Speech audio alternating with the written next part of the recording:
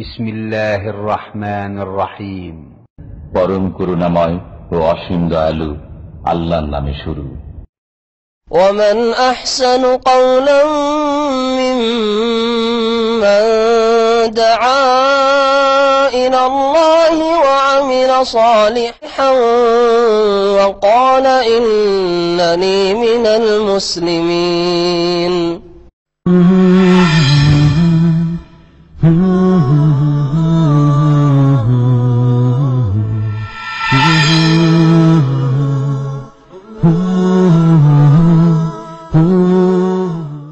أعوذ بالله من الشيطان الرجيم.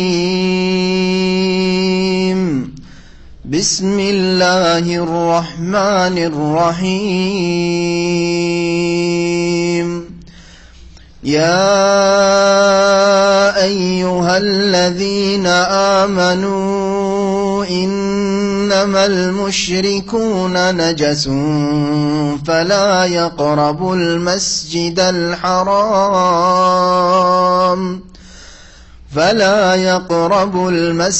الحرام بعد عامهم هذا وإن خفتم عيلة فسوف يغنيكم الله من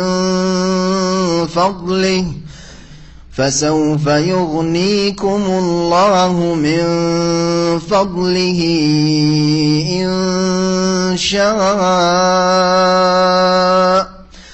إن الله عليم حكيم.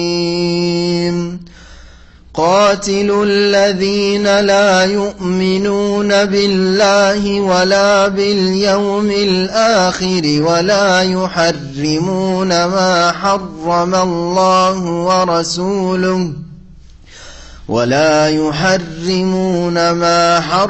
الله ورسوله ولا يدينون دين الحق من الذين أوتوا الكتاب حتى يعطوا الجزية عن يد وهم صاغرون. وقالت اليهود عزير ابن الله وقالت النصارى المسيح ابن الله ذلك قولهم بأفواههم يضاهئون قول الذين كفروا من قبل قاتلهم الله أنى يؤفكون. اتخذوا أحبارهم ورهبانهم أربابا من دون الله والمسيح ابن مريم وما أمروا إلا ليعبدوا إلها واحدا لا إله إلا هو سبحانه عما يشركون. يريدون أن يطفئوا نور الله بأفواههم ويأبى الله إلا أن يتم نوره ولو كره الكافرون. هو الذي أرسل رسوله بالهدى ودين الحق ليظهره على الدين كله ولو كره المشركون. يا أيها الذين آمنوا إن كثيرا من الأحبار والرهبان إن كثيرا من الأحبار والرهبان ليأكلون أموال الناس بالباطل ويصدون عن سبيل الله والذين يكنزون الذهب والفضة ولا ينفقونها في سبيل الله فبشرهم بعذاب أليم يوم يحمى عليها في نار جهنم فتكوى بها جباههم وجنوبهم وظهورهم هذا ما كنزتم لأنفسكم فذوقوا ما كنتم تكنزون إن عدة الشهور عند الله 12 شهرا في كتاب الله يوم خلق السماوات والأرض منها 4 حرم ذلك الدين القيم فلا تظلموا فيهن أنفسكم وقاتلوا المشركين كافة كما يقاتلونكم كافة واعلموا أن الله مع المتقين. أعوذ بالله من الشيطان الرجيم. يا أيها الذين آمنوا إنما المشركون نجس فلا يقربوا المسجد الحرام بعد عامهم هذا وإن خفتم عيلة فسوف يغنيكم الله من فضله ইনশাআ ইন্নাল্লাহ আলিমুন হাকিম। মহান আল্লাহর সমস্ত প্রশংসা যে আল্লাহ পাক রব্বুল আলামিন আমাদেরকে তার অশেষ রহমতে হেদায়েত দান করেছেন তার সত্য দ্বীনের দিকে। সালাত এবং সালাম নাযিল হোক নবী মুহাম্মদ রাসূলুল্লাহ সাল্লাল্লাহু আলাইহি সাল্লামের উপর, যার মাধ্যমে আল্লাহ পাক রব্বুল আলামিন আমাদের মতো বহু মানুষকে শিরক কুফরির আর সমস্ত পাপের গুমরাহি থেকে আল্লাহ পাক নাজাত দিয়েছেন। আল্লাহ পাকের শুকরিয়া আদায় করি যে আল্লাহ পাক আমাদেরকে জান্নাতের রাস্তায় লাগিয়েছেন এবং দোয়া করি আল্লাহ পাক যেন এই রাস্তায় আমাদেরকে অবিচল থাকার তৌফিক দান করেন। আমাদের তাফসীর চলছে সূরা আত-তাওবার। সূরা তাওবার আয়াত নম্বর 28 থেকে তাফসীর হবে আজকে। এই আয়াতে আল্লাহ পাক মুশরিকদের কথা উল্লেখ করেছেন, মুশরিকদের অবস্থা, তারা কি ধরনের মানুষ এবং তাদের বিধান মসজিদে হারাম মক্কাতুল মুকাররমার হারামের এলাকায় প্রবেশের ক্ষেত্রে দ্বীন ইসলামের বিধান কি, এই বিষয়টি আল্লাহ পাক উল্লেখ করেছেন। আর তাদেরকে যদি মসজিদে হারাম বা হারামের এলাকায় মক্কাতুল মুকাররমায় আসতে না দেওয়া হয়, তাতে যে অনেকে ভাবতে পারে যে মুসলিমদের একটা ইনকাম সোর্স হয়তো, ভিজিটাররা আসতো, পর্যটকেরা আসতো, তাহলে একটা ইনকাম বাড়তো, আর ইনকামটা কমে গেল তাহলে অভাব দেখা দিতে পারে, এইসব ভয় করিও না। এই বিষয়ে আল্লাহ পাক উল্লেখ করতে গিয়ে বলছেন, ইয়া আইয়ুহাল্লাযীনা আমানু, হে মুমিন সকল, হে ঈমানদার মানুষেরা, মুমিনদেরকে, মুসলিমদেরকে আল্লাহ সম্বোধন করছেন। ইন্নামাল মুশরিকুনা নাজাস, জেনে রাখো যে নিঃসন্দেহে মুশরিকরা হচ্ছে নাপাক। এতে কোনো সন্দেহ নেই, ইন্নামা, এতে কোনো সন্দেহ নেই যে মুশরিকরা, মুশরিক কারা? যারা মুআহিদ নয়, আল্লাহর একত্বে বিশ্বাসী নয়। আল্লাহর একত্ব মানে আল্লাহ তার জাতে, সত্তায়, তার সিফাতে, গুণাবলীতে, তার কাজে, রুবুবিয়াতে এবং তার ইবাদত বন্দেগীতে একক তৌহিদে রুবুবিয়াত, উলুহিয়াত, আসমা এবং সিফাত, যেগুলির বাংলাতে আমি ব্যাখ্যা বললাম। জাত, সিফাত, সত্তা এবং গুণাবলী তৌহিদুল আসমা সিফাত। আল্লাহর কাজ হচ্ছে তৌহিদে রুবুবিয়াত, আল্লাহ পাকের ইবাদত বন্দি হচ্ছে তৌহিদুল উলুহিয়া বা তৌহিদুল ইবাদা। এই সমস্ত কিছুতে আল্লাহ একক বিশ্বাস করা, এক বলে ঘোষণা করা এবং তার একত্ব কাজে কথাতে প্রতিষ্ঠা করা। শুধু বিশ্বাস করছেন আর কাজ উল্টা করছেন, তাহলে ও মুশরিক হইতে পারেন আপনি। তৌহিদকে বিশ্বাস করবেন, তৌহিদের এলান করবেন, ঘোষণা করবেন, শাহাদাত দেবেন আশহাদু আল্লা ইলাহা ইল্লাল্লাহ ওয়া আশহাদু আন্না মুহাম্মাদার রাসূলুল্লাহ বলে, আর তৌহিদের প্রতি আমল করবেন। আপনি তৌহিদ বিপরীত কোনো কাজ করবেন না। আপনার আকীদা, আমলে, কথায়, কাজে যেন কোনো শিরক না থাকে, তাহলে আপনি মুওয়াহিদ। আর মুওয়াহিদ, আল্লাহর একত্ব প্রতিষ্ঠাকারী হচ্ছে একমাত্র মুমিন, বিশ্বাসী, মুসলিম, আত্মসমর্পণকারী।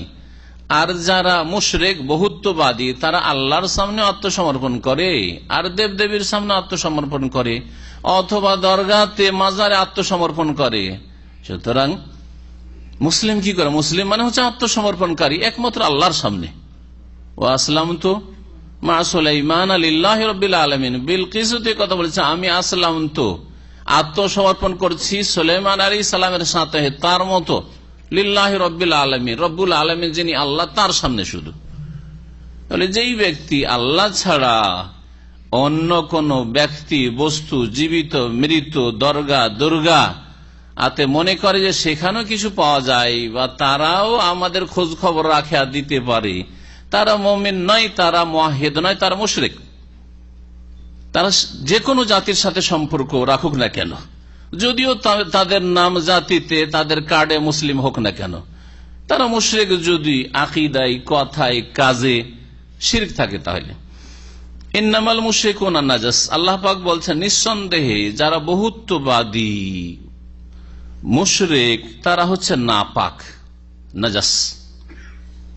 এই নাপাকি কি ধরনের নাপাকি? তাদের হাত পা, শরীর, মাথা থেকে পা পর্যন্ত নাপাকি আল্লাহ শুধু নাপাক বলেছেন। কিন্তু এই নাপাকি যদি তার শরীরের নাপাকি হইতো, তাহলে কাফের সাথে আদান প্রদান করা যেত না, কাফের গায়ে গা ঘেঁষা যেত না, কাফের পাশ দিয়ে চলা যেত না, ঠিক কিনা? কারণ আপনার কাপড় যদি তার গায়ে লেগে যায় আর তার গা যদি ঘেমে থাকে, তাহলে তো কাপড় নাপাক হয়ে যাবে। এমন কোন শরীয়তে, হাদিসে, কোরআনে, ফিকহের কিতাবে কোন মাসলা আছে কি যে কাফের ঘাম যদি আপনার গায়ে লেগে যায়, কাপড়ে লেগে যায়, তো নাপাক হয়ে যাবে? নেই। তারপরে নবী করিম সাল্লাল্লাহু আলাইহি সাল্লামের সাহাবায়ে কেরামরা কাফেরদের সাথে ব্যবসা বাণিজ্য করেছেন, আদান প্রদান করেছেন, নেওয়া দেওয়া করেছেন, কাফেরদের তৈরি করা কাপড় পরিধান করেছেন। তাহলে এই সমস্ত মুসলিমদের এই ইসলামের ইতিহাসে, স্বর্ণযুগের ইতিহাসে স্পষ্ট প্রমাণ রয়েছে যে কাফেরদের শরীর নাপাক নয়। আরো এর চাইতে আরো বলিষ্ঠ দলিল বলি, কাফের শরীর যদি নাপাক হইতো, মুশরিকের শরীর যদি নাপাক হইতো, তাহলে ইহুদি খ্রিস্টানদের মহিলাদের সাথে বিবাহ জায়েজ হতো না, ঠিক না? কারণ যাকে বিয়ে করেছে ইহুদি খ্রিস্টান মেয়ে যদি সতী সাধ্য হয়, তো আল্লাহ পাক বিয়ে বৈধ করেছেন। ইহুদি খ্রিস্টান, মুশরিকের নয়, হিন্দুর নয়, শিখের নয়, বৌদ্ধদের নয়, যারা মুশরিক তাদের নয়, যাদেরকে আহলে কিতাব আল্লাহ বলেছেন, যারা দাবিদার যে আমাদের কাছে কিতাব ছিল, নবী ছিল, তাওরাত, ইনজিল, যারা দাবিদার যে আমরা আহলে কিতাব, ওদের মেয়েরা যদি মুহসানাত হয়, সতী সাধ্য হয়, এটা আর একটা শর্ত মনে রাখবেন। আর অসতী যদি হয়, অবাধ মেলামেশা, যে পশ্চিমা সভ্যতা, তাহলে এই শর্ত নেই। সুতরাং ওই সব মহিলাদের যদিও ইহুদি খ্রিস্টান মেয়েরা বিয়ে করা জায়েজ নয়। তো যখন বিয়ে করেছেন, বিয়ে করে স্ত্রীর শরীরে শরীর লাগবে না? হ্যাঁ, লাগবে না? আপনার কাপড়গুলি স্পর্শ করবে না? বলেন, তার জুঠা আপনার মধ্যে যেতে পারে না? তার জুঠা আপনি খান না? স্ত্রী হলে তার সাথে চলাফেরা করেন না? অবশ্যই সবকিছু হয়। সুতরাং বোঝা গেল যে কোরআন এবং হাদিসের দলিল স্পষ্ট করে যে মুশরিক নাপাক মানে মুশরিকের শরীর নাপাক নয়, মুশরিকের শরীর নাপাক নয়। হ্যাঁ, যদি মুশরিক ফরজ গোসল না করে, তাহলে তার শরীর নাপাক, তখন সে শারীরিক ভাবে নাপাক হয়েছে। ওই রকম মুসলিম যদি ফরজ গোসুলই জানে না, সহবাসের গোসুল জানে না, স্বপ্নদোষের গোসুল জানে না, মাসিক হয় গোসুল করে না, তাহলে সেও নাপাক, একই রকমের নাপাক। কিন্তু অতিরিক্ত মুশরিক নাপাক কিসের? এখানে আল্লাহ পাক বলেছেন ইন্নামাল মুশরিকুন নাজাস, সেটা হচ্ছে অন্তরের নাপাকি, আভ্যন্তরীণ নাপাকি। তাদের কলব, হৃদয় নাপাক। কিসের নাপাকি? এটা শিরকের নাপাকি। তাদের অন্তরে আল্লাহ বসে নেই, আল্লাহ ছাড়া গায়রুল্লাহ বসে আছে। কেউ মূর্তি পূজা করে, কেউ আর কোন পূজা করে। অন্তর তাদের নাপাক, শিরকের নাপাকি ঢুকে আছে, কুফরির নাপাকি ঢুকে আছে, নাস্তিকতার নাপাকি ঢুকে আছে, ইসলাম দ্রোহিতার নাপাকি ঢুকে আছে, পাপের নাপাকি ঢুকে আছে। সুতরাং মুশরিকরা হচ্ছে নাপাক। আর মানুষের আসল মূল্য হচ্ছে তার কলবে, হৃদয়। আসল মূল্য হচ্ছে তার আত্মাতে। তো আত্মা আর কলব, হৃদয় যদি নাপাক থাকে তাহলে এই শরীরের কোনো মূল্য নেই। সুতরাং মুশরিক যখন নাপাক, আল্লাহ বলছেন ফালা ইয়াকরাবুল মসজিদাল হারামা বাদা আমিহিম হাযা, সুতরাং তারা যেন মসজিদে হারামের কাছেও না আসে। মসজিদে হারামে ঢুকা তো দূরের কথা, কাছেও না আসে, দূরেই থাকে যেন তারা।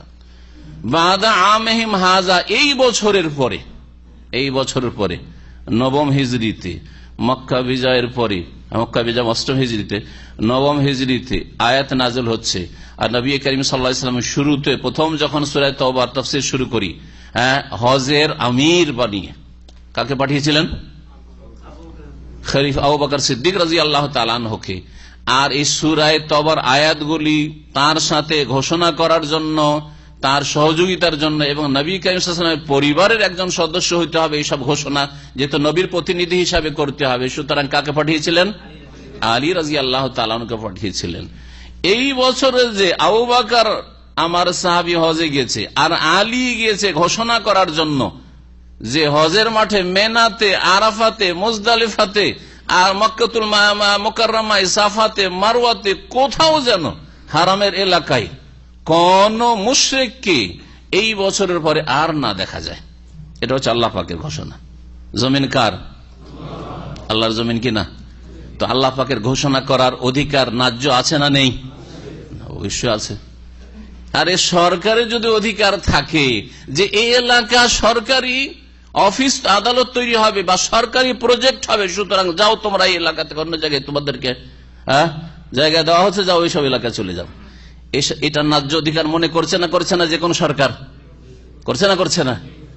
তো যদি একটা মানুষের, অথচ জমিগুলি আমার বাপদাদা পূর্বপুরুষের ছিল, তাদের কেনা ছিল, অথবা আমি নিজের পয়সা থেকে নিয়েছি, তারপরে আউট করে দাও, যাও তুমি যাও অন্য জায়গায় যাও, এইসব জমি ছাড়ো, জায়গা ছাড়ো।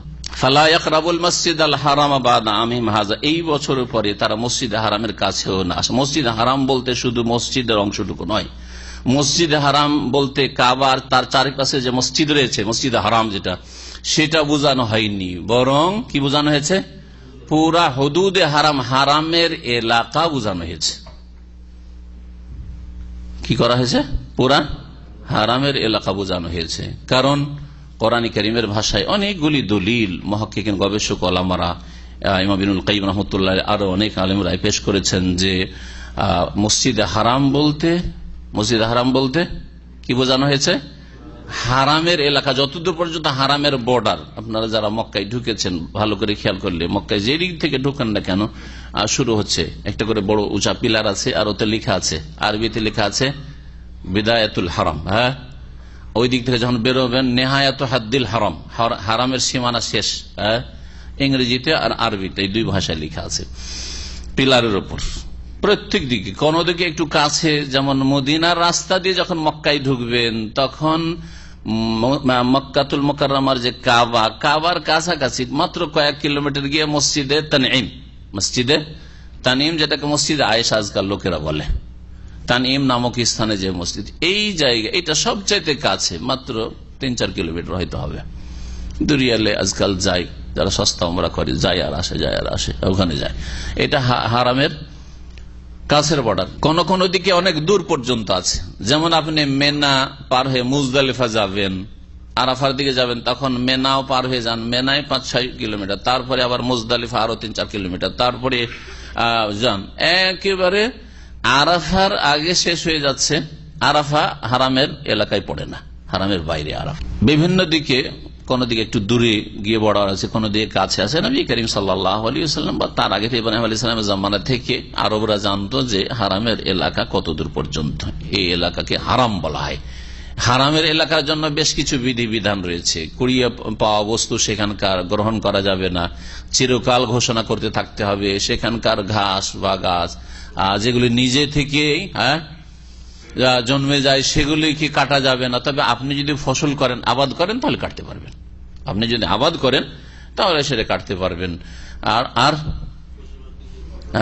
শিকারী পশু বা পাখি সেখানে শিকারও করা যাবে না। এমনকি যদি এখান থেকে তাড়িয়ে দিই, কবিতর গুলো, পায়রা গুলো কত দেখা যায়, যায় কি যায় না হারামের এলাকায়, কাবার আশেপাশে, বাইরে মসজিদ হারামের আশেপাশে। ওই যদি আপনি মনে করেন এখান থেকে তাড়াইতে তাড়াইতে দূরে নিয়ে যায়, অথবা কোন একটা শিকারী পশু, খরগোশ, হরিণ দেখলেন, তাড়াইতে তাড়াইতে নিয়ে যাবে, আরাফার দিকে গিয়ে ধরবো, বা ওই মসজিদের তানিম পার হয়ে ধরে নেবো, সেটাও জায়েজ না। ওয়ালা ইউনাফারু সাইদুহা ওয়ালা ইউলতাকাতু লুকতাতুহা ইল্লা লিমুনশিদ, ওয়ালা ইউজাদু শাজারুহা, আর গাছও কাটা যাবে। এইসব বিধিবিধান। হারাম মানে হচ্ছে নিষিদ্ধ এলাকা। এইসব এলাকায় বেশ কিছু জিনিস যেগুলো অন্য এলাকায় জায়েজ, নিষিদ্ধ, এই অর্থেও হারাম। আর আরেকটি অর্থ হারাম মানে হচ্ছে মুহতারাম, সম্মানিত।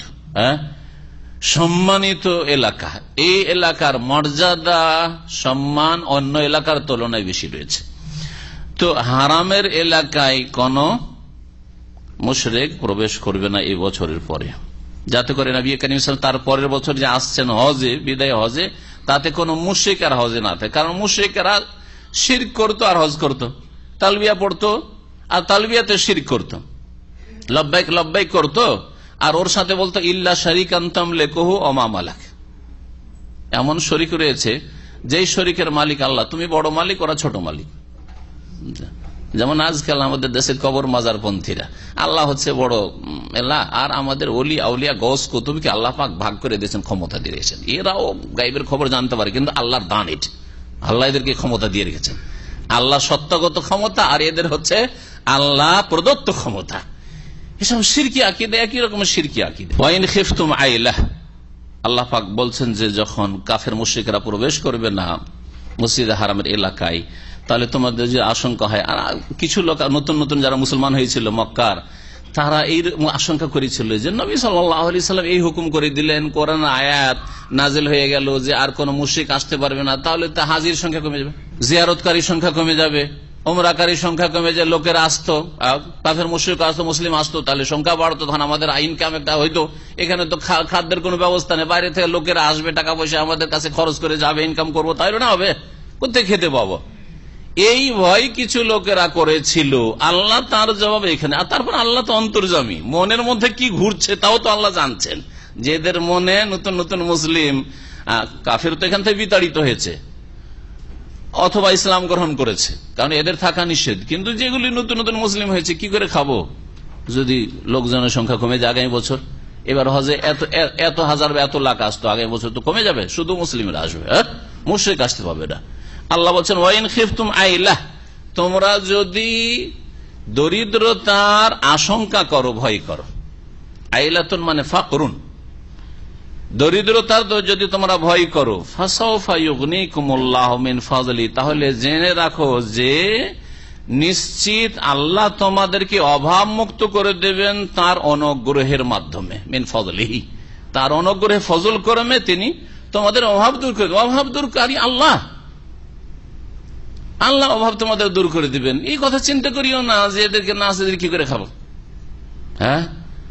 যেমন আজকাল ভারত বাংলাদেশে এত মাজার আছে, আর মাজার বা এরকম বিদাতি যে অনুষ্ঠানগুলি, ইজতেমাগুলি হচ্ছে, এগুলোতে একটা বড় একটা ইনকাম সোর্স। সারা দুনিয়া থেকে, বিভিন্ন এলাকা থেকে, ওটা দেশ থেকে, বাইরের থেকেও বহু লোক আসছে আর খরচ করে যাচ্ছে, একটা ইনকাম সোর্স সরকারের। তারপরে জনসাধারণ এলাকাবাসীর বিরাট একটা অঙ্কের পয়সা যেটা আসছিল সেটা বন্ধ হয়ে যাবে। আল্লাহ পাক বলছেন যে শিরক ছাড়ো, বিদআত ছাড়ো, এই বিদাতি শিরকি ওরস ছাড়ো আর বিদাতি ইস্তেমা ছাড়ো, ফাসাউফা ইউগনিকুমুল্লাহু মিন ফাদলিহি, আল্লাহ তার অনুগ্রহে তোমাদেরকে অভাবমুক্ত করে দিবেন, তোমাদের দেশের অভাব দারিদ্র মোচন করে দূর করে দিবেন ইনশা, যদি আল্লাহ চান। আল্লাহ চাইলে, আল্লাহর ইচ্ছাধীন, আল্লাহ পাক চাইলে আল্লাহ তোমাদের অভাব যে কোনো ভাবে দূর করে দিতে পারেন।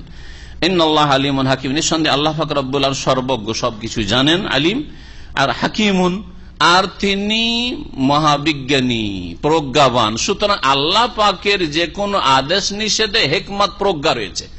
কাফের মুশরিককে মসজিদে হারাম, হারামের এলাকায় মক্কায় আসতে দেওয়া হবে না, এতে আল্লাহ পাকের হিকমত রয়েছে, প্রজ্ঞা রয়েছে। এবং আল্লাহ পাক সবকিছু জানেন যে এতে তোমাদের ক্ষয়ক্ষতি হবে না, এতে তোমাদের লাভ রয়েছে। এই জন্য আলিমুন হাকিম, আল্লাহ পাকের 99 নামের 2টি নাম এখানে আসা হয়েছে। এই একটি প্রশ্ন অমুসলিমদের আজকালকার জামানে, কারণ মুসলিমরা তো কমজোর, যার ফলে যখন কোন জাতি কমজোর হয় তখন তাদের বিভিন্ন রকমের আক্রমণ হয়, মানসিক হয়, শারীরিক হয়, তারপরে ধর্মীয় হয়। তো দুর্বলতার যুগে কাফেররাই সাহস পেয়েছে যে জিজ্ঞেস করে যে আমরা কেন তোমাদের মক্কায় ঢুকতে পারবো না,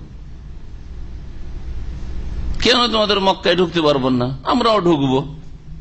এর উত্তর কি দেবেন? যদি ওদেরকে বলেন কোরআনে বা হাদিসের দলিল, তো কোরআন বিশ্বাসই করে না। বলবেন যে সূরা তওবার আয়াত নম্বর 28 আল্লাহ বলছে তোমরা নাপাক, সুতরাং তোমরা ঢুকতে, আমরা মানি না নাপাক। আমরা কি বললো নাপাক? ধর্মীয় স্বাধীনতা রয়েছে, সুতরাং আমরা আমাদের ধর্ম নিয়ে ঢুকবো। হিন্দু বলে মূর্তি পূজা করার জন্য ঢুকবো, ইহুদি খ্রিস্টান তাদের ধর্মকর্ম করার জন্য ঢুকবে, যে যেমন সেইরকম করে ঢুকবে। হ্যাঁ, এক স্বাধীনতা, আজকালকে স্বাধীনতা বলা হচ্ছে না, যৌন স্বাধীনতা, নারী স্বাধীনতা, বাক স্বাধীনতার নামে রসুলকে গাল দেওয়া, আল্লাহকে গালি দেওয়া, আর সব স্বাধীনতা, এগুলো স্বাধীনতা, বুঝা গেছে। কিন্তু যদি মুসলিম ন্যায্য অধিকার চাই, না না না, সন্ত্রাসী হয়ে যায়। মুসলিম যদি ন্যায্য অধিকার চাই প্যালেস্টাইনে অথবা অন্য কোন জায়গায়, বার্মায়, আর সে ন্যায্য অধিকার আদায় করার জন্য কিছু করে, তো মুসলিমের নাম তখন সন্ত্রাসী হয়ে যায়, টেরোরিস্ট হয়ে যায়। এই হচ্ছে যারা পৃথিবীর মোড়ল, তাদের কাছে বিচার। তো যেহেতু মুসলিমরা দুর্বল, সুতরাং এই প্রশ্ন করে থাকে অমুসলিমরা, এর কি উত্তর দেবেন? যুক্তি দিয়ে উত্তর দিতে হবে। ওরা কোরআনও মানে না, রাসূল হাদিসও মানে না, কি উত্তর দেবেন বলেন? দেখেন, যে কোনো দেশে যাওয়ার জন্য কি লাগে? একটা পাসপোর্ট লাগে আর একটা ভিসা লাগে, লাগে না? লাগে না? সৌদি আরবে কি আপনাকে ঢুকতে দিত যদি আপনার ইন্টারন্যাশনাল পাসপোর্ট না থাকতো আর ভিসা না থাকতো? ঠিক কিনা? দুটো জিনিস, পাসপোর্ট লাগবে, তারপরে পাসপোর্টে ভিসা লাগাইতে হবে, তারপরে ঢুকতে পারবেন, না হলে ঢুকতে পারবেন না। ঠিক কিনা? জি হ্যাঁ। এটা তো তারা জুলুম বলছে না? জুলুম ভাই, আল্লাহর জমিন, এই দিক থেকে ওই দিকে আমার এই স্বাধীনতা, এই স্বাধীনতা কেন না? আমি সারা পৃথিবী পূর্ব থেকে পশ্চিম, আমি ইবনে বতুতার মতো আর বড় বড় যারা পর্যটক ছিল তাদের মতো ঘুরবো। কোন পাসপোর্ট নিয়ে ঘুরেছিল ইবনে বতুতা? হ্যাঁ, জুলকারনাইন কোন পাসপোর্ট নিয়ে ঘুরেছিল আর ভিসা নিয়ে ঘুরেছিল? আমরা কেন পাসপোর্ট আর ভিসা? যদি কেউ বলে তো মানবে? কোন সরকার কি মানবে? কেউ তো মানবে না। তো সবাই তো এক বাক্যে স্বীকার করছে যে কোন দেশে ঢোকার জন্য আপনি ওই দেশের যেহেতু নাগরিক নন, সুতরাং আপনার কি লাগবে? পাসপোর্ট আর ভিসা লাগবে। আমরাও বলছি যে আল্লাহর জমিনের একটি জায়গা, আল্লাহ পাক মক্কাতুল মুকাররমা, হারামের এলাকাকে, হ্যাঁ, তার জন্য একটা বিধান তার রয়েছে, আসমানি বিধান। সেটা হচ্ছে যে এখানকার একটা ভিসা লাগবে, বুঝা গেছে? সেই ভিসাটা খুব সহজ, তার জন্য কোনো দূতাবাসও যেতে হয় না, বুঝা গেছে? আর কোন কনসুলেটও যেতে হয় না, কোথাও যেতে হয় না, কোন অফিস আদালতে যেতে হয় না, বরং কোন আলেমের কাছেও যাওয়ারও প্রয়োজন নেই। আপনি যদি বলেন আমি কোন আলেমের কাছেও যাব না, কোন মসজিদের ইমাম সাহেবের কাছেও যাব না, আমি আমার ব্যক্তি জীবনে শুধু বলবো, সেটা কি? লা ইলাহা ইল্লাল্লাহ বা আশহাদু আল্লা ইলাহা, আমি সাক্ষ্য প্রদান করছি যে আল্লাহ ছাড়া কেউ সত্য মাবুদ নেই। তুমি সাক্ষী দিয়ে দাও আর এর প্রমাণ পেশ করে দাও যে তুমি আসলে মুসলিম, তোমার ডকুমেন্টসে, আর তারপরে তুমি ঢুকো। ব্যাস, একটি ভিসা, লা ইলাহা ইল্লাল্লাহর ভিসা লাগবে, লা ইলাহা ইল্লাল্লাহর শাহাদাত লাগবে, আর মুহাম্মদুর রাসূলুল্লাহ শাহাদাত লাগবে। ব্যাস, এই দুটো ওয়ার্ড, পাসপোর্ট আর ভিসা লাগে আপনার অন্য দেশে ঢোকার জন্য, আর আমাদের কাছে দুটো কলমার শাহাদাত লাগবে, দুটো বাক্যের শাহাদাত লাগবে, আশহাদু আল্লা ইলাহা ইল্লাল্লাহ ওয়া আশহাদু আন্না মুহাম্মাদান রাসূলুল্লাহ। ব্যাস, বুঝলেন না? এটা হচ্ছে একটি জবাব। দ্বিতীয় জবাব, প্রত্যেক দেশে কিছু সুরক্ষিত এলাকা রয়েছে যেটা সরকারের খাস লোকদের জন্য বরাদ্দ করা আছে। ওই এলাকায় আপনি সেখানকার নাগরিক হিসাবে যদি বলেন আমি নাগরিক বাংলাদেশের, হ্যাঁ আমি সৌদি আরবের নাগরিক, সুতরাং আমি এলাকায় ঢুকবো, পারবেন ঢুকতে? সেই এরিয়াগুলোকে কি বলা হয় আজকাল? ক্যান্টনমেন্ট এরিয়া, বোঝা গেছে না? সামরিক এলাকা, যেখানে সেনাবাহিনী থাকে, ওই এলাকায় আপনি বাংলাদেশি হিসাবে বাংলাদেশের ওই এলাকাগুলিতে ঢুকতে পারবেন? পারবেন? কেউ পারবেন না, পারবেন না। ওখানে ঢোকার জন্য কি হইতে হবে? কি হইতে হবে? সামরিক লোক হইতে হবে, ওই ডিপার্টমেন্টের লোক হইতে হবে, তাহলে ঢুকতে পারবেন, ঠিক কিনা? ওই এলাকায় ঢোকার জন্য ওই ডিপার্টমেন্টের লোক হইতে হবে, তাহলে ঢুকতে পারবেন। বাইরের জনসাধারণ জনগণ, সেখানকার নাগরিক যদি প্রফেসরও হয়, ডাক্তারও হয়, আর ইঞ্জিনিয়ারও হয়, হ্যাঁ এমনকি যদি মন্ত্রী হয়, অন্য দপ্তরের মন্ত্রী, হ্যাঁ সে ডিফেন্স দপ্তরের নয়, আর তার কাছে পাস না থাকে ঢোকার, তো তার অধিকার নেই না? তার অধিকার আছে, যখন তখন ঢুকে যাবে পারবে? খাদ্যমন্ত্রী ঢুকছে ইয়েতে সামরিক এলাকায়, পাস লাগবে না তাকে? বোঝা গেছে? জি হ্যাঁ। এইরকমই আল্লাহ পাক রব্বুল আলামিন তার জমিনে একটি এলাকা রেখেছেন যেটা সামরিক এলাকা, সেটা হচ্ছে মক্কাতুল মুকাররমা। সেখানে কারা ঢুকবে? হ্যাঁ, যেমন সরকারের লোকেরা সামরিক লোক ছাড়া ওই ক্যান্টনমেন্ট এরিয়ায় অন্য কেউ ঢুকতে পারে না, ঠিক তেমনি আল্লাহর খাস বান্দা, আল্লাহর বান্দা দুই রকম। আল্লাহর আম বান্দা, যারা ইচ্ছাই অথবা অনিচ্ছাই, স্বেচ্ছায় হয়তো আল্লাহর বিধান মানে না, কিন্তু অনিচ্ছাকৃত, যেই ক্ষেত্রে ক্ষমতা চলে না, আল্লাহ পাকের সৃষ্টিগত বিধান মেনে চলতে বাধ্য।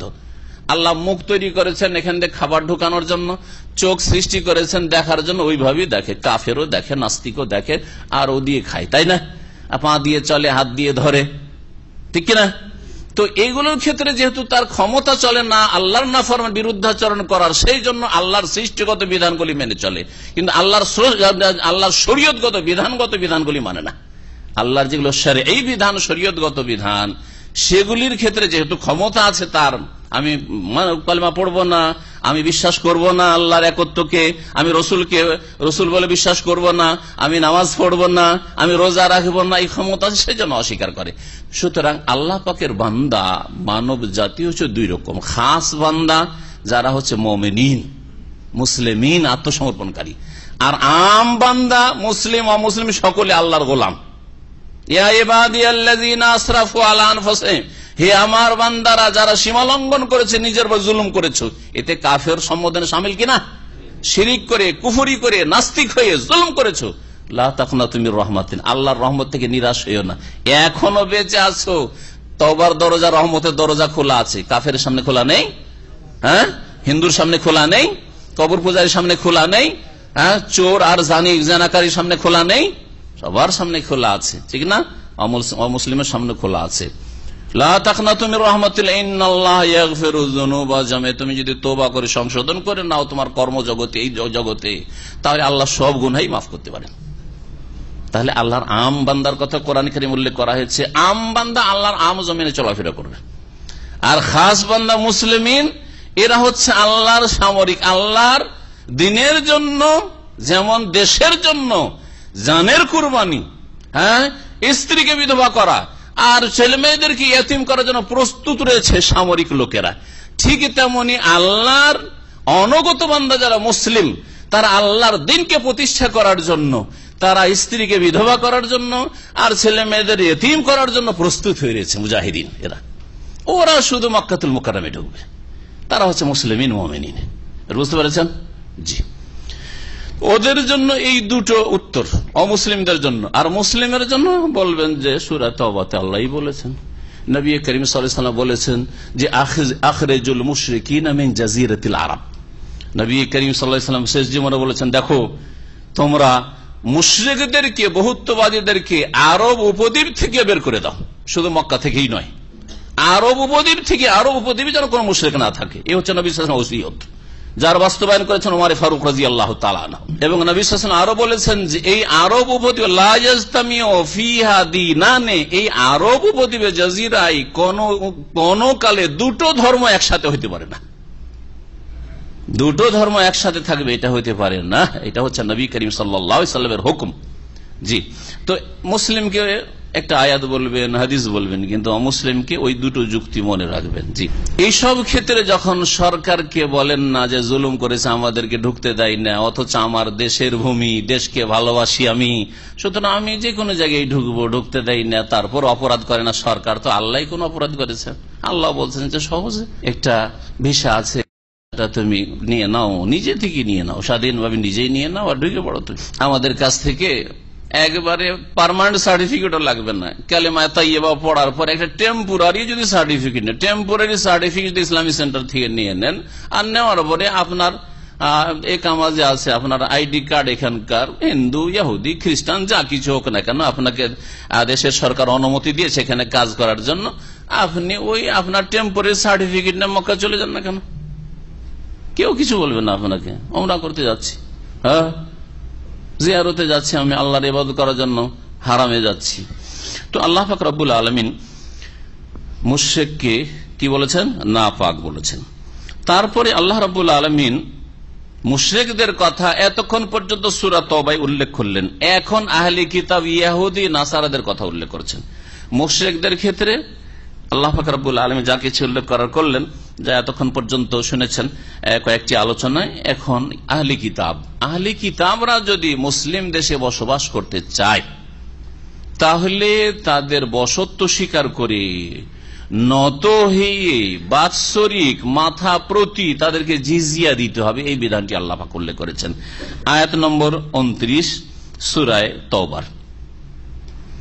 এই ছিল ইহুদি এবং নাসারা, ইহুদি খ্রিস্টান আহলি কিতাব। এদের কথা কোরআনে কারীমে স্পষ্ট রয়েছে, কারণ মক্কা বিজয় হয়ে গেল, হুনাইনের যুদ্ধ হয়ে গেল, আর নবম হিজরিতে ঘোষণাও হয়ে গেল যে আগামী বছর আর মক্কায় কোনো মুশরিক প্রবেশ করবে না।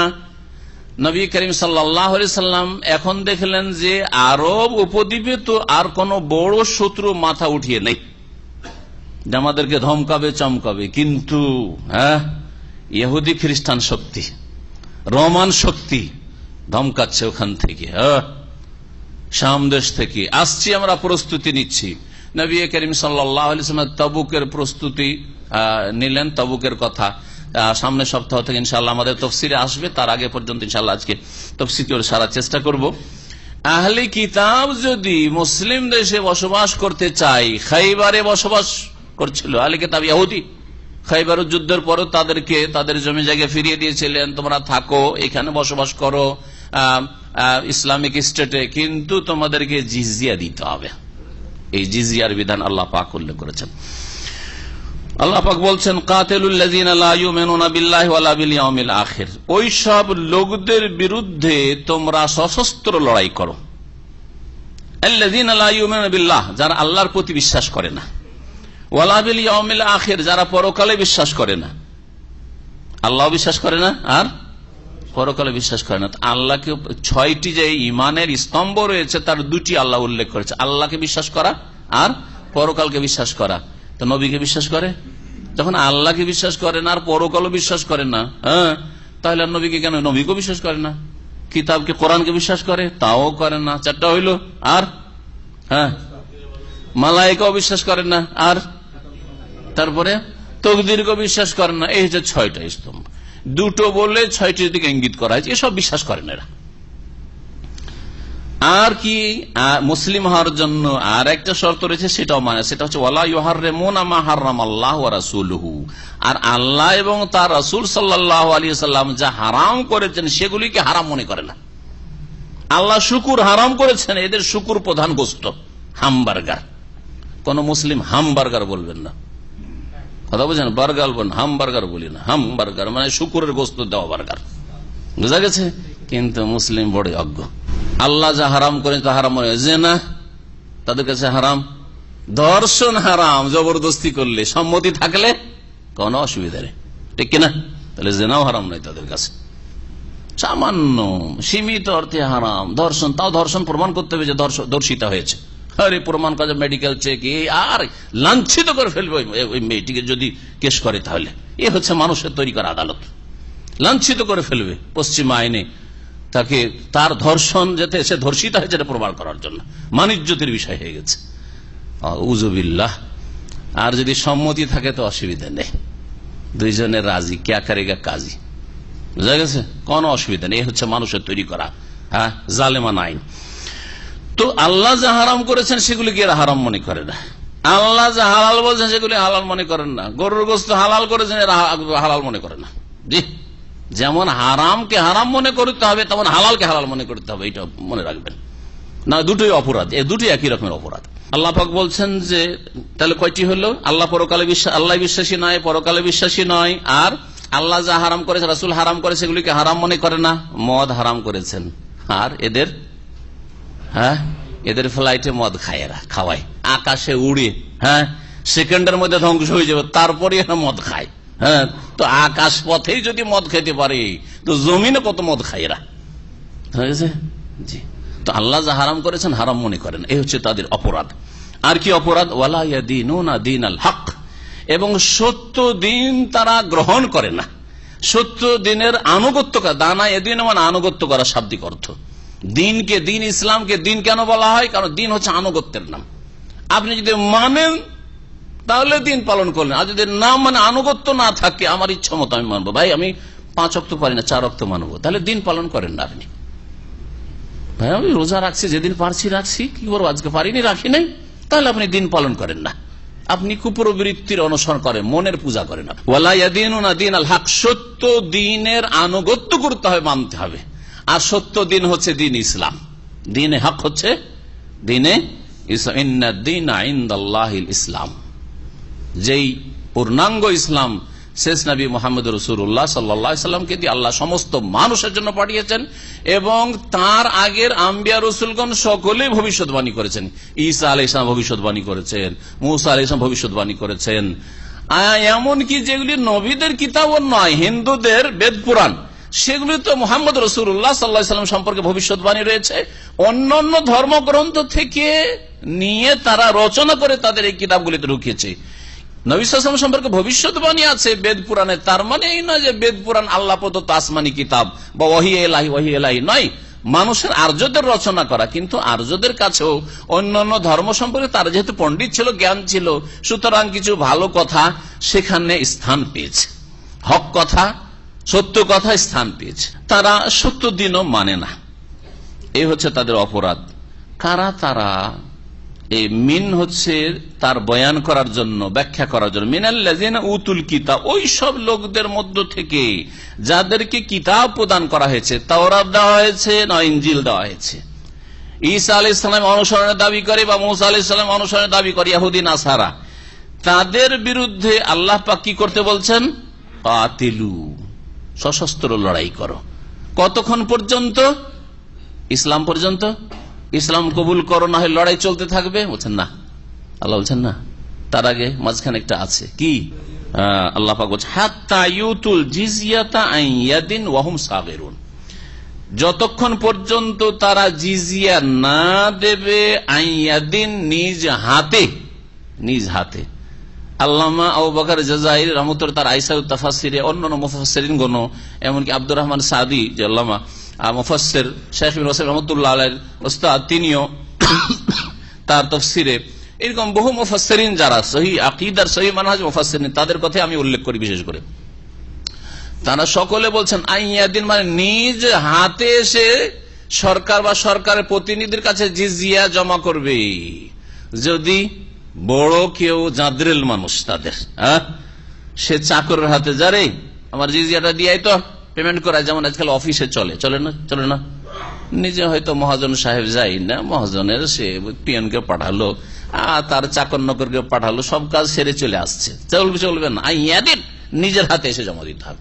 যত বড় পয়সাওয়ালা হোক না কেন সে ইহুদি নাসারা, অথবা যতই বড় সে মর্যাদার অধিকারী হোক না কেন, তার ক্ষমতা হোক না কেন, দ্বীন ইসলামের কাছে এতটুকু আনুগত্য পেশ করতে হবে, নিজের হাতে এসে জিজিয়া জমা করতে হবে সরকার বা মুসলিম সরকার প্রতিনিধির কাছে। ওয়াহম সাগেরও নত হয়ে দেওয়া হচ্ছে দুই রকম, একটা হচ্ছে ওপর থেকে, একটা হচ্ছে নিচু হয়ে। বুঝতে পারছেন না? ওপর থেকে দেওয়া মানে যে দান খায়রাত করে, ওপর থেকে দেয়, দেনেওয়ালা যেন সে কি করছে, এহসান করছে, অনুগ্রহ করছে।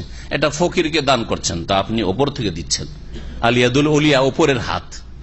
আর একটা হচ্ছে নিচে থেকে দেওয়া, সেটা হচ্ছে সাগিরুন, ছোট হয়ে দিতে হবে, নতি স্বীকার করে দিতে হবে। এই জিজিয়া পেশ করবে, বশত্ব স্বীকার করে নত হয়ে আদায় করবে, নিজের হাতে আদায় করবে, আল্লাহ পাক বলেছেন। এই কথাগুলি মনে রাখবেন। এটাই হচ্ছে ইসলামের বিধান। ইসলাম এবং মুসলিম শক্তিশালী হলে, আর আলহামদুলিল্লাহ এই 1400 বছরের ইতিহাসে 1000 বছর পর্যন্ত এই বিধানই বলবৎ ছিল ইসলামিক খেলাফতে। যতদিন পর্যন্ত ইসলামিক খেলাফত ছিল, সেই খেলাফতে রাশেদার খেলাফত হোক, অথবা ওমাইয়া বংশের খেলাফত হোক, অথবা আব্বাসীদের খেলাফত হোক, অথবা মোগলদের ভারতের খেলাফত বা তাদের রাজত্ব হোক, অথবা উসমানী খেলাফত হোক, যে উসমানী খেলাফতকে ধ্বংস করেছে এক মুনাফিককে দিয়ে, মুস্তাফা কামাল আতাতুর্কের মতো মুনাফিককে দিয়ে। জি, তো এই ছিল তাদের টার্গেট ইহুদি নাসারাদের, যে খেলাফতকে ধ্বংস না করতে পারলে আর মুসলিমদেরকে একেবারে খন্ড খন্ড করে ছোট ছোট একটা করে দেশ না দিয়ে এদেরকে ভাগ বন্টন না করতে পারলে এদের ওপর নেতৃত্ব দেওয়া যাবে না। যার ফলে তাদের টার্গেটই ছিল যে খেলাফতকে ধ্বংস করতে হবে, যাতে তারা কামিয়াব হয়েছে অতদিনের জন্য যতদিন মুসলিমরা তাদের ইসলামের দিকে ফিরে আসেনি। কোরআন এবং হাদিসের দিকে যদি ফিরে আসে, আবার আল্লাহ পাক ইজ্জত ফিরিয়ে দেবেন, খেলাফত ফিরিয়ে দেবেন, যেমন আল্লাহ পাক সূরা নূরে ওয়াদা করেছেন। আল্লাহ পাক রব্বুল আলামিন তারপরে বলছেন, ওয়াকালাতিল ইয়াহুদু উযাইর ইবনুল্লাহ। এই জিজিয়া সম্পর্কে আরো বেশ কিছু কথা আছে, না বললে অসম্পূর্ণ থেকে। এই তো ছিল আহলে কিতাব ইহুদি নাসারাদের কাছ থেকে জিজিয়া নেওয়ার কথা আয়াতে। এখন মুশরিকের কাছ থেকে, মুশরিক যারা অন্য অন্য বহুত্ববাদী, তাদের কাছ থেকে, যেমন অগ্নিপূজক মুশরিক, বুদ্ধিস্ট মুশরিক, অন্য মুশরিক, যত মুশরিক রয়েছে, এদের ক্ষেত্রে হুকুম কি? অধিকাংশ ওলামারা এই আয়াতের আলোকে তারা বলেছেন, তাদের এটি মত, অধিকাংশ ফুকাহাদের, যে জিজিয়া শুধু নেওয়া হবে আহলে কিতাব ইহুদি খ্রিস্টান থেকে, আর বাকি অন্য মুশরিকদের ক্ষেত্রে হয় ইসলাম, আর না হইলে সশস্ত্র জিহাদ, যদি জিহাদের শর্ত পুরা থাকে। আর জিহাদের এই দায়িত্ব হচ্ছে ইমামুল মুসলিমিন, সরকারের, এটা তাদের মত। কিন্তু একদল গবেষক মুহাক্কিক ওলামারা বলছেন, এবং তার উপরই যুগে যুগে আমল চলেছে, যদিও এই আলেমদের বা গবেষকদের সংখ্যা কম, কিন্তু এই মতটি বেশি বলিষ্ঠ। সেটা হচ্ছে যে মুশরিকদের কাছ থেকে ওই রকমই জিজিয়া নেওয়া যাবে, যেমন জিজিয়া নেওয়া যাবে আহলে কিতাবদের থেকে। আয়াতে নেই কেন? বলছে আয়াতে এই জন্য না যে নবী সাল্লাল্লাহু আলাইহি সাল্লামের ওই সময়ের অবস্থাকে সামনে রেখে আয়াত নাযিল হয়েছে, ওর পরিপ্রেক্ষিতে আয়াত নাযিল হয়েছে। মুশরিকরা যেহেতু নতি স্বীকার করে নিয়েছে, মুশরিক আরব থেকে সাফ হয়ে গেছে ইসলাম কবুল করে, এখন ইসলামের সামনে, মুসলিমদের সামনে যে শত্রু সামনে আগে বেড়ে আসছে, সেটা হচ্ছে ইহুদি খ্রিস্টান। সুতরাং এদের ক্ষেত্রে আল্লাহর বিধান তখন নাযিল হয়েছে, ইহুদি খ্রিস্টান তোমাদের সামনে এখন মোকাবিলার জন্য আসছে, মুখোমুখি হওয়ার জন্য। এদের বিরুদ্ধে লড়াই করবে যতক্ষণ পর্যন্ত জিজিয়া না দেবে আর বশত্ব না স্বীকার করবে, সেই জন্য বলা হয়েছে। বাকি মুশরিকদের কাছ থেকেও জিজিয়া নেওয়া যাবে। এর দলিল নবী করিম সাল্লাল্লাহু আলাইহি ওয়াসাল্লাম, মজুসরা আহলে কিতাব নয়। কোন প্রমাণ নাই যে অগ্নিপূজক ইরানীদের কাছে কোনো কিতাব ছিল প্রাচীন যুগে বা নবী ছিল, কোনো প্রমাণ নেই। যদি অনেকে বলছে যে কোন একজন নবী ছিল ইত্যাদি, কিন্তু এসব কথা কোনো শক্তিশালী কথা নাই, দলিল ভিত্তিক কথা নাই। তাহলে এরা ছিল মুশরিক, আগুনের পূজা করত। নবী সাল্লাল্লাহু আলাইহি ওয়াসাল্লাম হাজার এলাকা আল-হাসা এলাকাকে বলা হয়। আল-হাসার পাশে একটা জায়গা আছে হাজার, এই হাজার এলাকার মজুসের কাছ থেকে সহিহ বুখারীতে রয়েছে, আখাযা রাসূলুল্লাহ সাল্লাল্লাহু আলাইহি ওয়াসাল্লাম আল জিজিয়াতা মিন মাজুসে হাজার। হাজার নামক এলাকার অগ্নিপূজক মজুসীদের কাছ থেকে রাসূলুল্লাহ সাল্লাল্লাহু আলাইহি ওয়াসাল্লাম জিজিয়া কর নিয়েছেন। জিজিয়া নিয়েছেন, তাহলে মুশরিকদের কাছে রাসূলুল্লাহ সাল্লাল্লাহু আলাইহি ওয়াসাল্লাম। আর তারপরে যুগে যুগে খোলাফারা যারা, তারা মুশরিকদের সাথে এই আচরণ করেছেন। ভারতে বাদশাহ আলমগীর, তিনি বিশেষ করে যে ধার্মিক, সবচেয়ে বেশি ধার্মিক ছিলেন, ওদের মধ্যে এইরকম আরো অনেকে ছিলেন, তারা জিজিয়া নিয়েছেন, হিন্দুদের কাছ থেকে জিজিয়া নিয়েছেন, আর তারা জুলুম করেন নাই। এটাকে ভারতের বিকৃত ইতিহাসে পেশ করা হয়েছে যে ভারতের এই শাসকরা জুলুম করেছে। আর যারা হিন্দুদের মেয়েদেরকে বেশি বেশি ওই নাজায়েজ বিয়ে করেছে, মুশরিকদেরকে বিয়ে করা যায় না আকবরের মতো, ওগুলো হয়ে গেছে মহামতি আকবর, বুঝা গেছে না?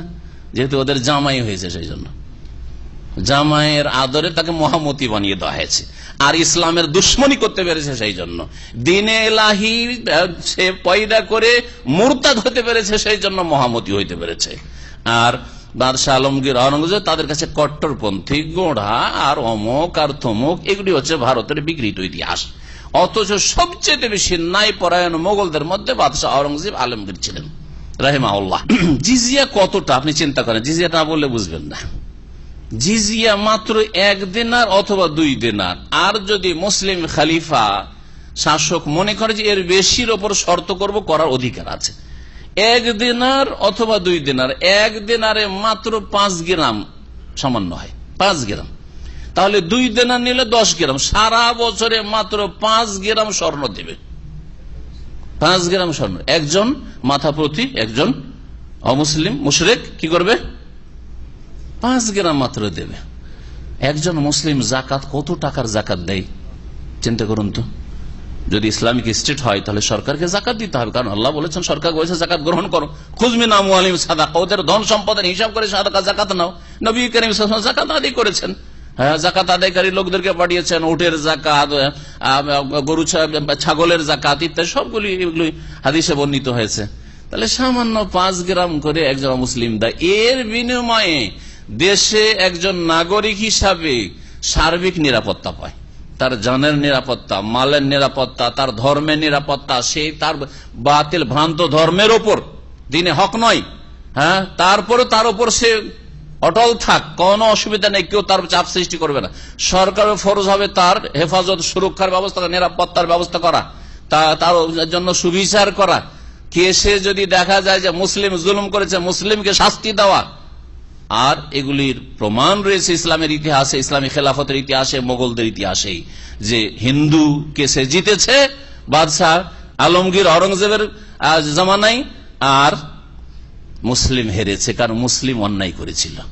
তারপরেও যদি ইতিহাসকে এরা বিকৃত করে, তাহলে এর জন্য সমাধান যেটা আল্লাহ পাকে রেখেছেন সেটাই হইতে পারে। সুতরাং জিজিয়া আহলি কিতাব ছাড়া অন্যদের কাছ থেকেও নেওয়া যাবে, যখন আল্লাহ পাক রব্বুল আলামিন ওই রকম শক্তিশালী করবেন মুসলিমদেরকে। এবং মুসলিম দেশে প্রথম কথা, মুসলিম দেশে ইসলামী বিধিবিধান প্রতিষ্ঠা করতে হবে। মানব রচিত বিধান দিয়ে মুসলিমরা দেশ চালায়, নিজেরাই তো ইসলামের মধ্যে আসে নাই, তা আবার জিজিয়া গিয়ে নেবে? বলেন দেখি, আজকাল অধিকাংশ মুসলিম দেশগুলি, সৌদি আরব ছাড়া, ইল্লা মাশাআল্লাহ, আর আমার জানা নেই যে কোথাও ইসলামী আইনের বাস্তবায়ন হয়। তো এইসব দেশে নিজেরাই ইসলামী আইনের বাস্তবায়ন করে, পশ্চিম আইন দিয়ে তাদের আদালতের বিচার হয়, তাহলে ওরা আবার কিসের জিজিয়া নেওয়ার অধিকার রাখে? তারা তো জিজিয়া নেওয়ার অধিকারই রাখে না। তো যে মুসলিমদের কাছ থেকে জিজিয়া নিচ্ছে, তারা মুসলিমদের কাছে নিচ্ছে, ভোগবিলাসের জন্য যা প্রয়োজন ট্যাক্স আদায় করেছে মুসলিমদের কাছ থেকে। আল্লাহ পাক রব্বুল আলামিন তারপরে বলছেন যে আচ্ছা, ইহুদি নাসারা আহলি কিতাবদের বিরুদ্ধে কেন জিহাদ করতে হবে, আর যতক্ষণ পর্যন্ত জিজিয়া না দেয়? কি অপরাধ তাহলে তাদের? দেখো অপরাধ, আল্লাহ বলছে, দেখো ইহুদিদের খ্রিস্টানদের অপরাধ শোনো। ওয়াকালাতিল ইয়াহুদ উযায়রুন ইবনুল্লাহ, ইহুদিরা এই অপরাধ করেছে, বলেছে যে উযায়র আল্লাহর পুত্র। আল্লাহর পুত্র সাব্যস্ত করা কুফরি, কাফের হয়েছে এরা। মুসা আলাইহিস সালাম কুফরি দিন নিয়ে এসেছিলেন, উযায়র আল্লাহর পুত্রের এই রকমের কুফরি শিরকি ধর্ম নিয়ে এসেছিলেন, উযায়রকে আল্লাহর পুত্র বানিয়েছে। ওয়াকালাতিন নাসারা, আর খ্রিস্টানরা বলেছে যে আল মাসীহ ইবনুল ঈসা, মাসীহ আলাইহিস সালাম আল্লাহর পুত্র। এই দিন কি ঈসা আলাইহিস সালাম নিয়ে এসেছিলেন না? বলেছিলেন কালা ইন্নী আব্দুল্লাহ, তিনি বলেছেন সূরা মারিয়ামে রয়েছে আমি আল্লাহর বান্দা। ঈসা আলাইহিস সালাম শিখালেন যে আমি তো আল্লাহর দাস, আল্লাহর বান্দা। আর আব্দুল্লাহকে ইবনুল্লাহ আল্লাহর পুত্র বানিয়ে দিয়ে কুফরি করলো।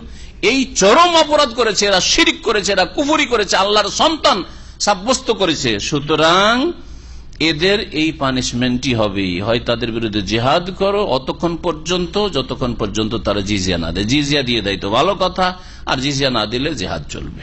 এ হচ্ছে আল্লাহ পাকের, কারণ তারা অপরাধী, এই অপরাধগুলি করেছে। আল্লাহ বলছেন যালিকা কওলুহুম বিআফওয়াহিম, এগুলি তাদের মুখের কথা মাত্র, মন গড়া কথা মাত্র, যে উযায়র আল্লাহর পুত্র আর ঈসা আল্লাহর পুত্র, এগুলি তাদের মুখের মন গড়া কথা। ইউদাহিউনা কাউলাল্লাযিনা কাফারু মিন ক্বাবলু, এর পূর্বে যে সব লোকেরা কুফরি করেছে, কাফের হয়েছে, তাদের কথার অনুসরণ তারা করেছে, অনুকরণ করেছে, তাদের কথা ফলো করেছে, তারা আল্লাহর দিন ফলো করেনি, তারা তাওরাত, আসল তাওরাতের বিধান ফলো করেননি, ইনজিলের বিধান ফলো করেননি, তারা তাদের পূর্বে যেসব কাফেরগুলি ছিল তাদের অনুকরণ করেছে। এই তাদের পূর্বে কাফের বলতে কি বোঝানো হয়েছে? একদল বলছেন যে মক্কার মুশরিকদের কথা বোঝানো হয়েছে। মক্কার মুশরিকরা বলতে যে মালায়েকা ফেরেশতারা হচ্ছে আল্লাহর কি, আল্লাহর কন্যা, আল্লাহর মেয়ে। তো মক্কার মুশরিকরা কাফের, এদের অনুকরণ করেছে ইহুদি নাসারারা, এই কথা বলেছেন কেউ। আর কেউ কেউ বলেছেন যে না, মক্কার মুশরিকদের বোঝানো হয়নি, বরং ইহুদি আর নাসারারা যারা পরে এসছে তারা তাদের পূর্বপুরুষ যারা কাফের মুশরিক ছিল ভ্রান্ত আকীদার, তাদের অনুকরণ করেছে, এবং তারা যেমন বলেছে যে ঈসা আল্লাহর পুত্র, ওজার আল্লাহর পুত্র, তেমন এরাও বলেছে। ঈসা আলাইহিস সালাম সম্পর্কে তো জানি যে ঈসা মাসিহ হচ্ছেন আল্লাহর কি বান্দা এবং রাসূল, ঠিক না? কিন্তু ওজাইর কে? ওজাইর কি আল্লাহর কোন নবী? আমার দেশের মানুষরা অনেকে, জনসাধারণ না, এক শ্রেণীর আলেম সমাজকে দেখছে মাদ্রাসা পড়া, আরে ওজাইরের কথা কোরআনে আছে, তো ওজাইরও তো আল্লাহর নবী। এই জন্য 25 জায়গায় তারা 26 করে, কি বলে যে ওজাইরকে ছেড়ে দিলেন, যে ওজাইর তো আল্লাহর নবী। কোনখানে আছে যে ওজাইর আল্লাহর নবী? আছে? কোন আয়াতে নেই, কোন হাদিসে নেই যে ওজাইর আল্লাহর নবী। তাহলে ওজাইর কি? ওজাইর আল্লাহর নবীও না, রসুলও না, আর ওজাইরকে ইহুদির আল্লাহর পুত্র কেন সাব্যস্ত করলো, বানাইলো? রহস্যটা কি?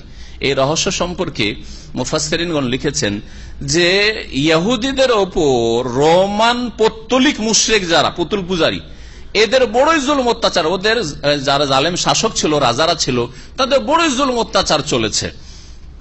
আর এই ইহুদিরা বসবাস করত জেরুজালেমে, আর তারপরে শাম দেশের বিভিন্ন এলাকা। এদের যখন জুলুম অত্যাচার খুব হয়েছে, এদের ঘরে ঘরে যে তাওরাত ছিল সবগুলিকে জ্বালিয়ে নষ্ট করে দেওয়া হয়েছে। এদের কাছে তাওরাতের কোনো কপি ছিল না, সব শেষ করে দেওয়া হয়েছে। আর কোরআনে কারীম ছাড়া কোন কিতাবের পুরো হাফেজ, তাওরাতের হাফেজ, ইনজিলের হাফেজ কেউ পয়দা হয়নি। এটা হচ্ছে একমাত্র কোরআনের বৈশিষ্ট্য, যে কোরআনে কারীমের লক্ষ লক্ষ হাফেজ রয়েছে পৃথিবীতে, আর সর্বযুগে রয়েছে, শুধু আজকে না, নবী সাল্লাল্লাহু আলাইহি ওয়াসাল্লামের আমল থেকে আজ পর্যন্ত প্রতি যুগে আর প্রত্যেক জায়গায়, প্রত্যেক এলাকায় হাফেজ কোরআন আপনি পাবেন, পাবেন না? পাবেন না? একমাত্র কোরআনের বৈশিষ্ট্য এটি। কোরআনের আল্লাহ পাক রব্বুল আলামিন এই মর্যাদা দিয়েছেন। তাওরাতের কোনো হাফেজ ছিল না, কিন্তু ওজাইর এমন এক ভালো মানুষ ছিলেন যিনি তাওরাতের অধিকাংশটা মুখস্থ রাখতেন। পুরো তো হাফেজ ছিলেন না, কিন্তু অধিকাংশ মোটামুটি তাওরাত সম্পর্কে তার যথেষ্ট জ্ঞান ছিল, মুখস্থ ছিল। যখন এই জুলমের অবসান ঘটলো, তখন ওজাইরকে তারা বলল যে আপনার তো অনেকটাই মুখস্থ আছে তাওরাত, আর তাওরাত তো সব পুড়িয়ে জ্বালিয়ে সব শেষ করে দিয়েছে, আমাদের কাছে তাওরাতের কোনো কপি নাই, তো একটু আপনি আমাদেরকে লিখান, আমরা লিখে নি তাওরাতটা। এই ওজাইর তাওরাত লিখিয়েছিল। যখন লিখালো তখন অতি ভক্তি শুরু হয়ে গেল ইহুদিদের তরফ থেকে। আরে যখন ওজাইর তাওরাত লিখাতে পেরেছে, তার মানে এমনিতে নয়, এ আল্লাহরই সন্তান হবে, আল্লাহর পুত্র, তাই বাপের কাছ থেকে শিখে এসে আমাদেরকে লিখিয়েছে। বুঝতে পেরেছেন? এইভাবে ওজাইরকে আল্লাহর পুত্র তারা বানিয়েছে। কিন্তু ওজাইর একজন নেক ভালো মানুষ, কোন নবী রসুল নন তিনি, যিনি 100 বছর আমিন সূরা বাকারাতে রয়েছে, তার ঘটনা আসবে যখন সূরা বাকারা তাফসীর করব। 100 বছর আল্লাহ কেমন করে তুমি জীবিত করো। আল্লাহ তখন তাকে মারা গেল, সে বেহুশ মারা গেল, মরে যাওয়ার পড়ে থাকলো, 100 বছর পড়ে থাকলো। তারপরে উঠলো, উঠার পরে দেখছে তার খাবার আছে, তারপরে তার ওই যে সওয়ারি ছিল সরে গেছে, সেটাও জীবিত হলো, আবার তখন চলতে শুরু করলো। তার এই কিসসা আছে ওজাইরের। সেই হচ্ছে ওজাইর। আউকাল্লাযী মাররা আলা কারিয়াতিন ওয়া হিয়া খাওয়িয়াতুন আলা উরুশি ক্বালা আন্না ইউহয়ী হাযিহিল্লাহু বা'দা মাউতিহা। এই বিরান হয়ে গেছে, সব অনাবাদ হয়ে গেছে, কি করে আল্লাহ এগুলিকে আবার পুনরায় জীবিত করবেন, আর এগুলি এর আবার উঠবে? আল্লাহ পাক রব্বুল বলছেন, দেখিয়ে দিচ্ছি, দেখো তোমাকে মেরে, তোমাকে দেখিয়ে দিচ্ছি 100 বছর পড়ে থাকো, তারপর তোমাকে আবার জীবিত করে দেখাই দিচ্ছি। আল্লাহ পাক রব্বুল আলামিন বলছেন যে কাতালাহুমুল্লাহ, এই ইহুদি এবং খ্রিস্টানদেরকে আল্লাহ পাক ধ্বংস করুক। আল্লাহ নিজেই বদ্ধ দিয়েছেন, কাতালাহুমুল্লাহ, আল্লাহ ইহুদি খ্রিস্টানদেরকে ধ্বংস করুক, সর্বনাশ করুক। কাতালা মানে তাদের বিরুদ্ধে আল্লাহ লড়াই করুন। আল্লাহর লড়াই হচ্ছে আল্লাহর আযাব, আল্লাহ আর পক্ষ থেকে ধ্বংসের ঘোষণা।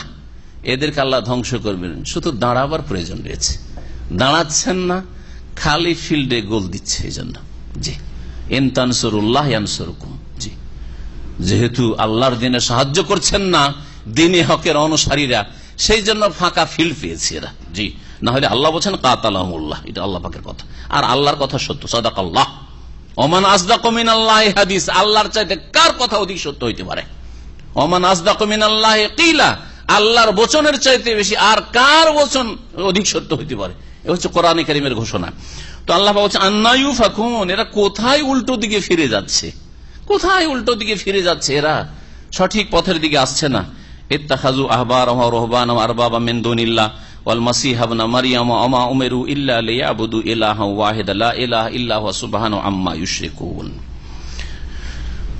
এই ইহুদি এবং খ্রিস্টানদের মধ্যে আরো দুটি অপরাধী দলের কথা আল্লাহ পাক উল্লেখ করেছেন, যারা অপরাধ করেছে।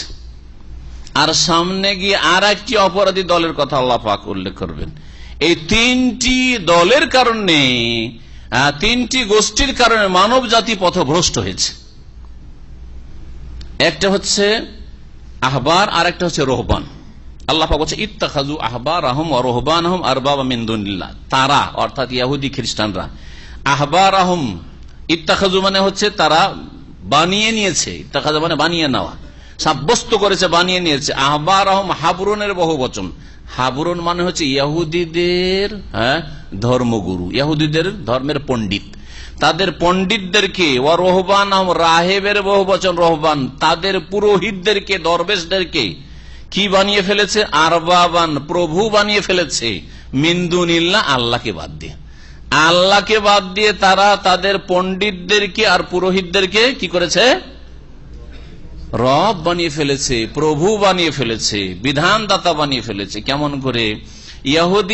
ইহুদিদের যে পণ্ডিতরা ছিল, তারা যেটাকে হালাল বলতো হালাল, হারাম বললো হারাম, দলিল তাওরাত দেখার প্রয়োজন নাই। এরা হচ্ছে বুজরুগানের দিন, আমাদের বিদাতীদের ভাষায় বুজরুগানের দিনরা ভুল বলতে পারে?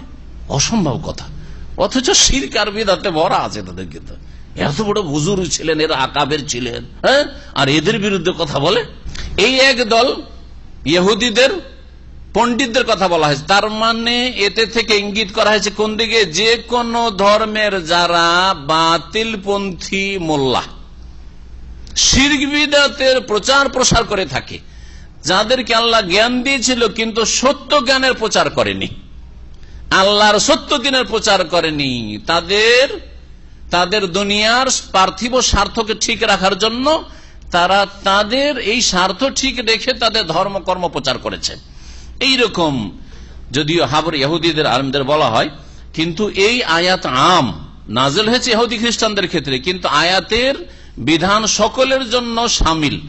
এইরকম মুসলিম উম্মতেরও যারা কোরআন হাদিসের আলেম হয়েছে, মাদ্রাসা পড়েছে, আরবি বুঝেছে, তারপর শিরক বিদআতের ধর্ম প্রচার করে, শিরক বিদআতের ধর্ম, কবর মাজার পূজার ধর্ম, সুফিবাদের ধর্মকে ধর্ম বলে, আল্লাহর দিন বলে।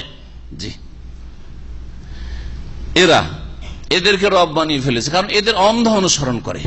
পীর যদি তোমাকে বলে, ইন্টারনেটে এইসব শিরকি কুফরি বক্তব্য পাবেন। হ্যাঁ, একজন মুরিদ হতে এসছে, বলছে যদি মুরিদ হতে চান তাহলে আজকে এশার নামাজটা পড়বেন না। আপনারা শুনেছেন কিসটা না শোনেন নাই? আমি তো কমই শুনি, কিন্তু হঠাৎ করে সামনে পড়লো কয়েকদিন, আশ্চর্য হয়ে গেল। আউযুবিল্লাহ বলেন, এরকম করে চিৎকার করছে। আর জাহেল মূর্খ সমাজ, হ্যাঁ ঠিক ঠিক, সব ঠিক, আউযুবিল্লাহ বলছি এশার নামাজ, আমার মুরিদ হইতে হইলে আজকে এশার নামাজ পড়বে না। ঠিক বলছি না ভুল বলছি? হ্যাঁ, দেখছেন ওরা ঠিক, ঠিক, এরাও ঠিক দিল, ঠিক করে সব। এই জন্য কিছু লিখছে হুজুগে বাঙালি, আপনারা বুঝতে পারছি, আপনারা এটা ঠিক বলেন নাই, কিন্তু ওরা এইভাবেই বলছে সব ঠিক, সব ঠিক। হুজুর যেহেতু বসছে ওয়াজ করছে, সুতরাং কুফরি বললো ঠিক, আর শিরিক বললো ঠিক, আর শয়তানি করলেও ঠিক, সব ঠিক, বুঝছেন? আরা কিবলা লিখছে, হুজুরে কিবলা পীর সাহেব লিখছে যে পীর সাহেব যদি বলে যে জায়ের নামাজকে মদে ডুবিয়ে, নাকি আছে না নেই, জায়ের নামাজকে মদে ডুবিয়ে তারপর নামাজ পড়ো, তো আপত্তি করবেন না, কারণ পীর এমন কিছু জানে যে আপনি জানেন না। ওর কাছে বাতেনি ইলম আছে, ও বাতেনি ইলম দিয়ে বলছে যে আজকে এশার নামাজ পড়বেন না আপনি, বোঝা গেছে? আর আপনার শরীয়তের ইলম তো জাহিরি ইলম, আর বেশি কিছু তো জানেন না, আলেম সমাজ এবং আবু হানিফা তো জাহির ইলম জানতেন, ফকিহ ছিলেন, আলেম ছিলেন, তিনি তার বাতিন ইলম। এই হলো গুমরাহেরা, বুঝছেন না? বাতের ইলম কার কাছে শিখতে হবে? ওই হুসেন মানুষের হাল্লাজের কাছে শিখতে হবে না, ইবনে আরাবির মতো মুরতাদের কাছে শিখতে হবে, বাইজিদ বোস্তামির কাছে শিখতে হবে, জালালউদ্দিন রুমির কাছে শিখতে হবে, এইসব ভণ্ডদের কাছে যারা শিরক বিদআতের প্রচার করেছে তাদের কাছ থেকে শিখতে হবে। এই করে ইসলামকে বরবাদ করেছে, ধ্বংস করে দিয়েছে এরা। এক জাতি এই বিদাতি আলেম সমাজ, ইহুদি খ্রিস্টানদেরই হোক, পণ্ডিতরা হোক, আর মুসলিম সমাজের বিদাতি মোল্লারাই হোক, এদেরকে রব বানিয়ে ফেলেছে অন্ধ অনুসরণ করি। রহবান বলে যারা দরবেশ, এলেম কালাম বেশি রাখে না, কিন্তু ধর্ম কর্ম করে, ভ্রান্ত ধর্ম পালন করে, এতে ধোকা খেয়ে যায় মানুষ। তো খ্রিস্টানদের যারা দরবেশ, পুরোহিত, তাদেরকে রাহেব বা রহবান বলা হয়, পাদ্রীদেরকে। তো এদেরকে কি করেছে এরা? রব বানিয়ে ফেলেছে। ওয়াল মাসিহ ইবনে মারইয়াম, আর মারইয়াম পুত্র মাসিহ আলাইহিস সালাম, ঈসা আলাইহিস সালামকেও এরা রব বানিয়ে ফেলেছে।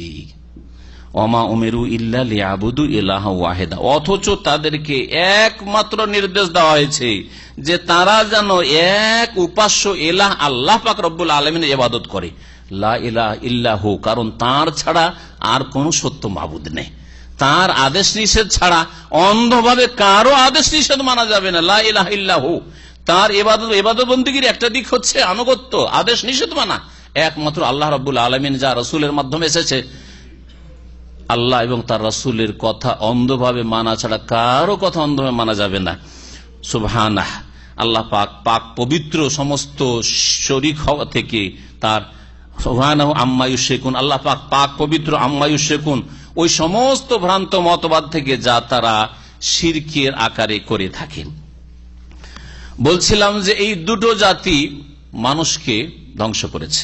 একটা হচ্ছে ধর্মের পণ্ডিতরা, ইহুদিদের হোক আর খ্রিস্টানদের হোক আর মুসলিম সমাজের বিদাতি মোল্লা হোক, আর একটি জাতি হচ্ছে যারা দরবেশ, দরবেশ বাহ্যিক সমাজের নেক লোক, মুরব্বী লোক, এলেম কালাম নেই, কিন্তু ওই ভুল ইবাদতবন্দি করে, ওদের দেখা দেখি জনসাধারণ গুমরা হয়। এরা এই দুটো জাতি। নবী করিম সাল্লাল্লাহু আলাইহি ওয়াসাল্লামের উপর যখন এই আয়াত নাযিল হলো, আর এই আয়াত যখন শোনালেন, তিরমিজিতে একটি হাদিস রয়েছে, আদি বিন হাতেম, হাতেম তাই যে বড় দানশীল লোক ছিলেন প্রখ্যাত আরবদের মধ্যে, ওর ছেলে আদি খ্রিস্টান ছিলেন, এরা হাইল এলাকার লোক ছিলেন। তো বললেন যে ইয়া রাসূলুল্লাহ, কেমন কথা, আমরা রব বানিয়ে ফেলেছি, ইহুদি নাসারা রব বানিয়ে, আমি তো খ্রিস্টান, কিন্তু আমরা তো আমাদের পণ্ডিতদেরকে, পুরোহিতদেরকে, রাহিবদেরকে আমরা তো রব বানাইনি, আমরা তো প্রভু বানাইনি। তখন নবী করিম সাল্লাল্লাহু আলাইহি ওয়াসাল্লাম বললেন যে আচ্ছা, যখন তারা কোনো কিছুকে হারাম বলতো তখন তোমরা অন্ধভাবে হারাম মনে করতে না? কোনো কিছুকে হালাল বলে দিলে তখন হালাল হয়ে গেল, এতদিন হারাম ছিল, কিন্তু এখন কি করেছে, কোন পণ্ডিত অথবা পুরোহিত কি বলছে হালাল, তখন কি হয়ে গেল হালাল। এটা করো না তোমরা? বলছে হ্যাঁ এইটা করি। বলছে ফাতিলকা ইবাদাতুহুম, তিলকা ইবাদাতুহুম ইয়াহুম, এইটি হচ্ছে তোমাদের, এই আচরণটি হচ্ছে তাদের ইবাদত করা, তাদেরকে রব বানিয়ে নেওয়া, যে তাদের অন্ধ আনুগত্য করো অন্ধভাবে। তাহলে আল্লাহ এবং রাসূল সাল্লাল্লাহু আলাইহি সাল্লাম ছাড়া কারো আনুগত্য করা হচ্ছে ইবাদত করা, রব বানিয়ে নেওয়া। কেউ যদি কোরআন এবং হাদিসের দলিলের সামনে মানুষের কথা পেশ করে, তো এই আয়াতের অন্তর্ভুক্ত। ইউরিদুনা ইউতফিউ নূরাল্লাহি বিআফওয়াহিহিম, তারা চায় যে আল্লাহর আলোকে নিভিয়ে দেবে, বিআফওয়াহিহিম, তাদের মুখের ফু দ্বারা। আফওয়া ফাউহুনের বহুবচন, আর ফাউহুন ফামুন ছিল, ফামুনের আসল ছিল ফাউহুন। তো ফাম মানে হচ্ছে মুখ, মুখের ভিতরকে, মুখ গহ্বর, এটাকে ফাম বলা হয়। জমাতে গিয়ে আসলের দিকে ফিরে আসে, ফাউহুনের জমা আফওয়া। তো আফওয়া শব্দটি এখানে ব্যবহার হয়েছে। ইউরিদুনা ইউতফিউ, তারা চায় আল্লাহর আলোকে নিভিয়ে দিতে, মানে দিন ইসলামকে নিশ্চিহ্ন করে দিতে চায়, বিআফওয়া, তাদের ফুৎকার দ্বারা, মুখের। ওয়ায়াবাল্লাহু ইল্লা ইউতিম্মা নূরাহু, তবে আল্লাহ পাক অস্বীকার করেন, শাব্দিক অর্থ করছি, আবা ইয়াবা বাবে ফাতা ইফতাহ থেকে, আল্লাহ অস্বীকার করেন ইল্লা ইউতিম্মা নূরাহু, একমাত্র তার আলোকে পূর্ণতা দান করা ছাড়া অন্য কিছুকে। আল্লাহ তার দ্বীন ইসলামের আলোকে পূর্ণ করা ছাড়া অন্য কিছু হতে দিতে চান না, অস্বীকার করে আল্লাহ রাব্বুল আলামিন। আর আল্লাহ যেটা অস্বীকার করেন সেটা কারো করার ক্ষমতা নেই। ওয়ালাউ কারিহাল কাফিরুন, যদিও কাফিররা এই বিষয়টিকে, আল্লাহর নূরের পূর্ণতাকে, দিন ইসলামের শক্তিশালী হওয়াকে অপছন্দ করে, অপ্রীতিকর মনে করে, বরদাস্ত করতে পারে না। হুয়াল্লাযী আরসালা রাসূলাহু বিল হুদা ওয়া দীনিল হক, আল্লাহ তো সেই সত্তা যিনি তার রাসূল মুহাম্মদ সাল্লাল্লাহু আলাইহি ওয়াসাল্লামকে প্রেরণ করেছেন বিল হুদা, হিদায়াত নিয়ে, ও দীনিল হক, আর সত্য দিন নিয়ে। হেদায়াত এবং সত্য দিন দুটোর অর্থ কি, তাফসীর কি? সবচেয়ে শক্তিশালী এবং প্রসিদ্ধ অর্থ হচ্ছে আল ইলমুন নাফি ওয়াল আমালুস সালেহ। হুদা মানে হচ্ছে আল ইলমুন নাফি, উপকারী জ্ঞান। আল্লাহ নবীকে পাঠিয়েছেন উপকারী এলেম নিয়ে, কোরআন এবং হাদিসের ওহীর জ্ঞান নিয়ে পাঠিয়েছেন। প্রথম হচ্ছে ইলম। তো হিদায়াত মানে হচ্ছে ইলম, রাস্তা কখন আপনার জন্য ক্লিয়ার হবে, যখন আপনার জ্ঞান থাকবে, ঠিক না? তো হুদা মানে হচ্ছে আল ইলমুন না, উপকারী জ্ঞান, উপকারী ইলম নিয়ে আল্লাহ পাক রাসূলকে পাঠিয়েছেন। আর সত্য দিন মানে আল আমালুস সালেহ, নেক আমল। দিন ইসলাম হচ্ছে সঠিক জ্ঞান অর্জন করার নাম, আর নেক আমল, সৎ কর্মশীল হওয়ার নাম। এই দুটো নিয়ে নবী মুহাম্মদ সাল্লাল্লাহু আলাইহি সাল্লামকে আল্লাহ পাক রব্বুল আলামিন পাঠিয়েছেন। কেন রসুল পাঠালেন? এই জন্য যে মুসলমানরা শুধু মার খাক, গোলামি করুক না, এই জন্য পাঠান নাই। মুসলিমরা কমজোর হয়ে থাক, মুসলিমদের রক্ত সবচাইতে সস্তা, মুসলিমদের রক্ত ঝরছে তার জন্য কেউ আহ করেন না, আফসোসও করে না, আর সমবেদনাও জ্ঞাপন করে না। আর কয়েকটা কাফের যদি মারা যায় তাহলে তার জন্য মুসলিমরাও সমবেদনা প্রকাশ করা শুরু করে, আর মুসলিমরা আহ আহ আহ করা শুরু করে। হাইরে, এই হচ্ছে মুসলিমদের দশা। এই জন্য মুসলিমরা লাঞ্ছিত। কয়েকটা যদি গোরা শ্বেতাঙ্গ যদি মারা যায় তো তার জন্য হাই আফসোস, আর সেই দেশের পতাকাকে নিজের প্রোফাইলে রাখা, এটা হচ্ছে মুসলিমদের চরিত্র আজকালকার। বুঝছেন না আমার কথা? না বুঝছেন না? কিন্তু ফিলিস্তিনে প্রতিদিন শিশু, নারী, বৃদ্ধ, তারা যোদ্ধা নয়, তারা অস্ত্র ধরতে পারে না, রক্ত ঝরছে। বার্মায় রক্ত ঝরছে, ইরাকে রক্ত ঝরছে, সিরিয়াতে রক্ত ঝরছে। না, কখনো তো মুসলিমকে দেখলেন না যে নিজের প্রোফাইলে রেখেছে, সমবেদনা জ্ঞাপন করেছে। আর ইহুদি নাসারা কুফরি শক্তির কথা তো বাদ দেন, এরা নাকি সবাই শিশুগুলো সন্ত্রাসী, আমাদের নারীরাও সন্ত্রাসী, আমাদের বৃদ্ধ অচলগুলো সব সন্ত্রাসী আমাদের। আল্লাহ পাক রব্বুল আলামিন বলছেন যে দিন ইসলাম এই জন্য পাঠাইনি যে তোমরা শুধু মার খাবে আর লাঞ্ছিত হয়ে থাকবে। কি জন্য পাঠিয়েছি? লিইয়ুযহিরাহু আলাদ দীনে কুল্লিহি, যাতে করে সত্য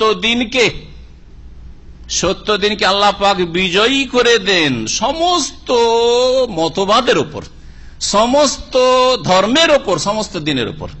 তাহলে আল্লাহ পাক রব্বুল আলামিন এই আয়াতে সুসংবাদ দিয়েছেন, ভালো করে শুনে রাখেন মুসলিমদেরকে, যে দিনকে আল্লাহ সমস্ত বাতিল দিনের উপর, দিনে হককে, সত্য দিনকে শক্তিশালী করবেন। ইউজহিরা মানে বিজয়ী দান করবেন, জয়যুক্ত করবেন। তার মানে মুসলিমরাও বিজয় লাভ করবে, মুসলিমরাও জয়যুক্ত হবে, মুসলিমরা নেতৃত্ব দেবে। ওয়ান্তুমুল আ'লাউনা ইন কুনতুম ওয়ালাউ কারিহাল মুশরিকুন, যদিও মুশরিকরা এটাকে বরদাস্ত না করে, মেনে নিতে না চায়, কিন্তু আল্লাহ পাক তা অবশ্যই করবেন।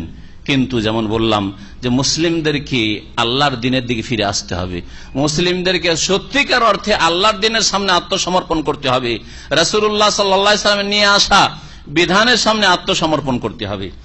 আর এক দুটি আয়াত এই প্রসঙ্গে রয়েছে, শেষ করে দিই, তারপরে আমরা ইনশাআল্লাহ তাআলা আমাদের তাফসীর শেষ করে দেব। আল্লাহ পাক রব্বুল তারপরে বলছে, ইয়া আইয়ুহাল্লাযীনা আমানু, হে মুমিন সকল, ইন্না কাসীরাম মিনাল আহবারি ওয়ার রুহবানি লা ইয়াকুলুনা আমওয়ালান নাসি বিল বাতিল ওয়া ইয়াসুদ্দুনা আন সাবিলিল্লাহ। নিঃসন্দেহে অনেক পণ্ডিতরা এবং অনেক পুরোহিতরা তারা মানুষের ধন সম্পদকে বাতিল পন্থায় অবৈধভাবে ভক্ষণ করে। এটা হচ্ছে কাদের চরিত্র?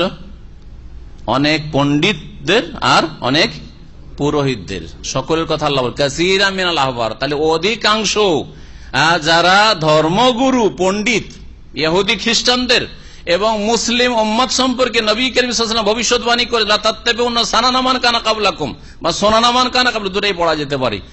তোমরাও হে মুসলিমরা ওই ইহুদি নাসারাদের পদে পদে অনুসরণ করবে।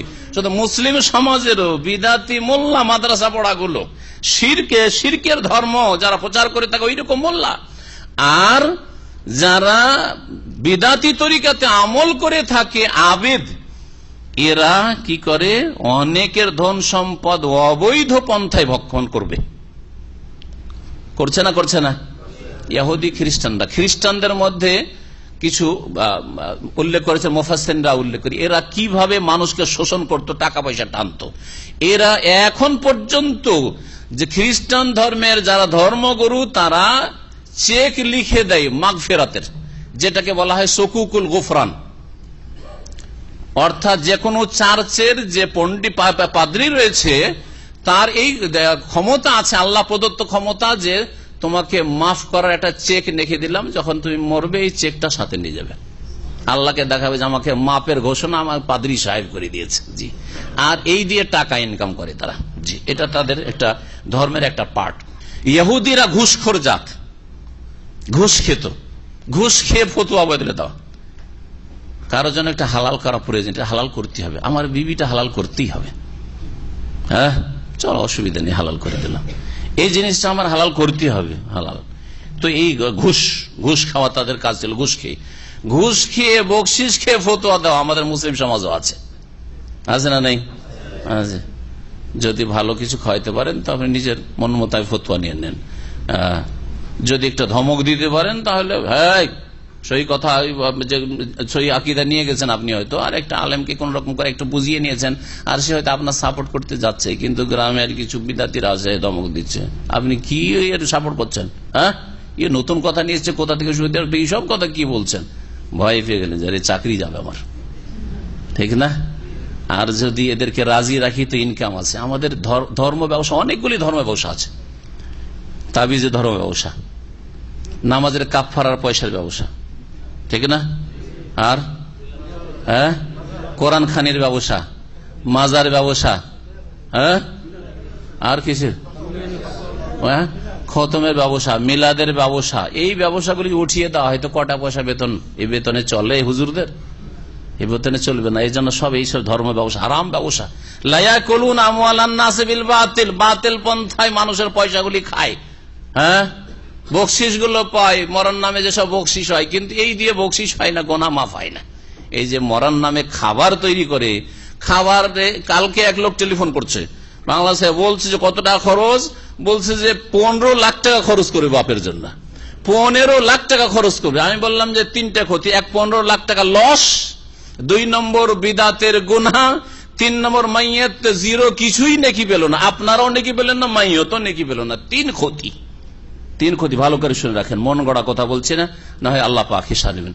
আর যারা এগুলো করছে তাদের বলেন যে রাসূলুল্লাহ এরকম করেছেন, তার সামনে তার 3 মেয়ে মারা গেছে, কোন মেয়ের জন্য কোরআন খানি করেছেন? হ্যাঁ, তারপরে এই কোরআন খানি করা, একসাথে সবাই মিলে কোরআন পড়া, একটা নজির দেন তো, একজন পড়বে বাকিরা শুনবে, এটাই না ইসলামের হুকুম? ওয়াইদা কোরিয়াল কোরআন ও ফাস্তামিল, একটু আয়াত নিয়ে একটু গবেষণা করেন, কোরআন তেলাওয়াত হলে বাকিরাকে শুনতে হবে। আর সবাই হইচই করে, আপনি 5 পারা খতম, আমি 5 পারা, ও 5 পারা, সেই 5 পারা করে 6 জন মোল্লামের 5 6 30 খতম, সবাই পড়ছে। হ্যাঁ, এই তরিকাই তো যায় না, যদি ধীর স্থির পড়ে তবু তো এই তরিকা ইসলামী তরিকা না, গায়ের ইসলামী তরিকা। একজন পড়ে বাকিরা শুনবে। তো এইরকম বাতিল পন্থায় ভক্ষণ করা হচ্ছে পণ্ডিতদের কাজ আর দরবেশদের কাজ। আল্লাহ পাক বলছেন অনেক পণ্ডিতরা আর পুরোহিতরা এই কাজই করে। তারপরে মানুষের খেয়ে দিয়ে যদি সঠিক রাস্তা দেখায় তাও একটা ভালো কথা, আল্লাহর রাস্তায় চলতে বাধা সৃষ্টি করে। যেহেতু খায় দেয় আপনার, সেজন্য হক কথা বলবে না, সেজন্য মাজারে যাওয়া যাবে না কথা বলবে না, মাজারে নজর নিয়াজ মান্যত নিয়ে আসা যাবে না বলবে না, কিছু দিয়ে যান, হ্যাঁ নিয়ে যান, দিয়ে যান, এই সবই চলছে, তাই না? বলবে না? বলবে না, কারণ ইনকাম কমে যাবে তো। সুবহানাল্লাহ, আজকাল প্রচার মাধ্যম ফেসবুক যারা দেখেন, কি যে টাকা ছড়িয়ে ছিটিয়ে আছে এইরকম বিশাল হলে, আর ভক্তরা সব গনে শেষ করতে পারছে, বস্তা ভরছে, দেখেছেন কি? বস্তা ভরছে টাকা। আউযুবিল্লাহ, দুনিয়া, এরা ধর্ম দিয়ে দুনিয়া কিনে নিয়েছে, ধর্মকে বিক্রি করে দুনিয়া ক্রয় করেছে। ইশতারাউ বিআয়াতিল্লাহি সামানান কালিলা। জি, আল্লাহ পাকের রাস্তায় এরা বাধা সৃষ্টি করে চলতে, সহি কথা বলে না। ওয়াল্লাযিনা ইয়াকনিজুনা আয-যাহাব ওয়াল ফিদ্দা, আর যারা সঞ্চয় করে রাখে স্বর্ণ এবং চাঁদি, ওয়ালা ইউনফিকুনা ফি সাবিলিল্লাহ, এবং সেগুলিকে আল্লাহর রাস্তায় ব্যয় করে না, মানে যাকাত দেয় না, হক আদায় করে না, অথবা ফরজ যে খরচ বাপ মাকে দিতে হবে আর স্ত্রীকে দিতে হবে, আরো যেসব দায় দায়িত্ব রয়েছে, তালাক প্রাপ্ত বোন আছে ইত্যাদি ইত্যাদি, খালা আছে, ফুফু আছে, যেগুলো জরুরি খরচ, এগুলো দেয় না অথবা যাকাত দেয় না, এই দুই ক্ষেত্রে যদি না দেয় আর সঞ্চয় করে রাখে ফাবাশশিরহুম বিআযাবিন আলীম, তাহলে এদেরকে মর্মান্তিক শাস্তির সুসংবাদ শুনিয়ে দাও। ইয়াউমা ইউহমা আলাইহা ফি নারি জাহান্নামা, যেই দিন কিয়ামতের দিনে জাহান্নামে তাদের ধন সম্পদগুলি উত্তপ্ত করা হবে। জাহান্নামের আগুনে কি করা হবে? ইউহমা আলাইহা, এগুলিকে উত্তপ্ত করা হবে।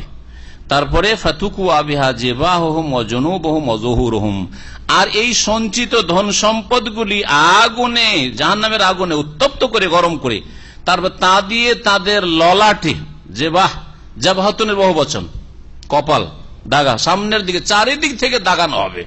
সামনের দিকে কপালে দাগানো হবে, জুনুবহুম, আর তাদের পার্শ্ব দেশ, এই দুই দিকে। তাহলে হয়ে গেল তিনটা দিক হয়ে গেল। জম্বুন মানে এক সাইড, জনুব দুই দিক, ডান দিক আর বাম দিক। পার্শ্ব দেশ দাগা হবে, ও জহুরুহুম, তাদের পৃষ্ঠ দেশ দাগানো হবে, পিঠের দিকে, পিছন দিকে, চারিদিক থেকে জাহান্নামের আগুনে স্বর্ণ, চাঁদি, রিয়াল, ডলার যা সঞ্চিত করেছিল, অথচ যাকাত দেয়নি, বাপ মায়ের উপরে খরচ করেনি, ফরজ খরচগুলি আদায় করেনি, কৃপণতা করেছে, ওয়াজিবে ঘাটতি করেছে, আল্লাহর দিনের জন্য খরচ করা ফরজ ছিল, মসজিদ তৈরি করার জন্য খরচ করা জরুরি ছিল, একটি মসজিদ গ্রামে খরচ করেনি, কঠোর শাস্তিও রয়েছে। আর জাহান্নামে এইরকম তাদের ধন সম্পদকে গরম করে তারপরে তাদেরকে দাগানো হবে, আর বলা হবে হাযা মা কানাজতুম লিআনফুসিকুম, এই হচ্ছে সেই ধন সম্পদ যা তোমরা নিজেদের জন্য সঞ্চিত করে রেখেছিলে। ফাযুকু, সুতরাং আসাদন করো, মা কুনতুম তাকনাজুন, যা তোমরা সঞ্চিত করে রেখেছিলে, তার মজা চাকতে থাকো। এখানে আমাদের আলোচনা শেষ। আর বলেছে আমি তিনটি বস্তু গুমরাহ করেছে বা তিনটি জাতি গুমরাহ করেছে, দুটোর কথা হয়ে গেছে, আর একটার কথা হয়ে গেছে এই আয়াতে, সেটা হচ্ছে ধনাঢ্যরা। আর একটা জাতি যারা গুমরাহ করে তারা হচ্ছে ধনাঢ্য ব্যক্তি, নেতৃস্থানীয়, যাদের ঘরে বড় পয়সা আছে, পয়সার বলে তারা মানুষকে গুমরাহ করে। এই দিয়ে আজকে আমাদের তাফসীর শেষ হলো। সাল্লাল্লাহু আলাইহি ওয়া সাল্লাম মুহাম্মদ ওয়া আলা আলিহি ওয়া সাহবিহি আজমাইন।